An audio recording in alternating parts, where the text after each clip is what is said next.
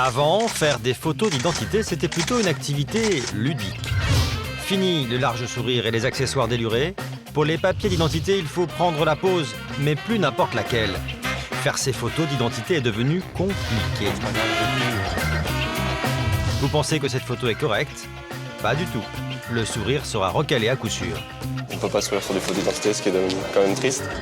Avec le passeport biométrique en place depuis juin 2009, une bonne photo doit répondre à des règles très strictes. Donc fond uniforme, regardez bien en face, mettre les cheveux derrière les oreilles pour les femmes, enlever les lunettes, enlever s'il y a d'énormes boucles d'oreilles.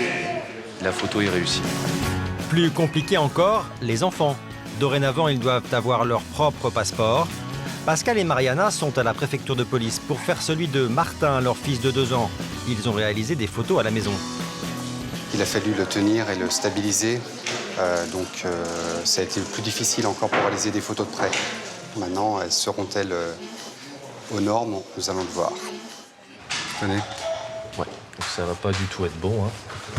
Et le format n'est pas bon.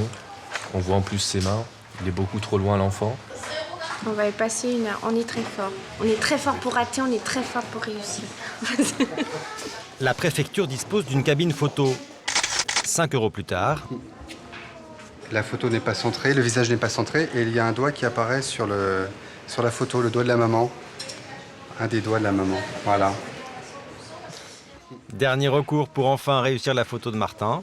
On va faire appel à un photographe. Se rendre chez un professionnel, c'est le moyen conseillé pour avoir des photos aux normes avec les tout-petits. Marie, jeune maman, ne veut pas rater la première séance photo de Théophile, 1 an.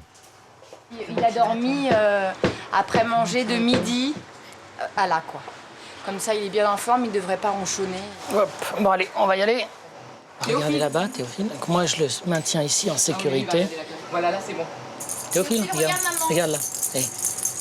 Malgré tous les efforts, difficile de retenir l'attention de Théophile.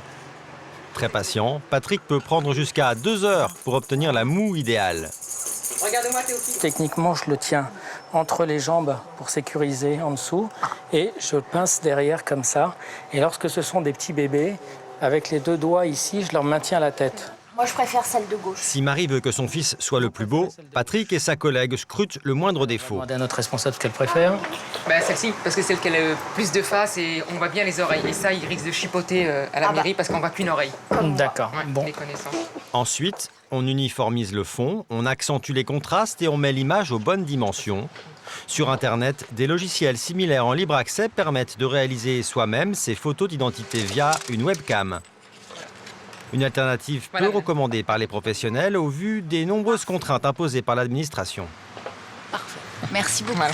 Au total, comptez 7 € la séance chez ce professionnel. En cas de refus, il refait des photos gratuitement. Pareil pour les photos en cabine, il vous suffit de contacter l'exploitant.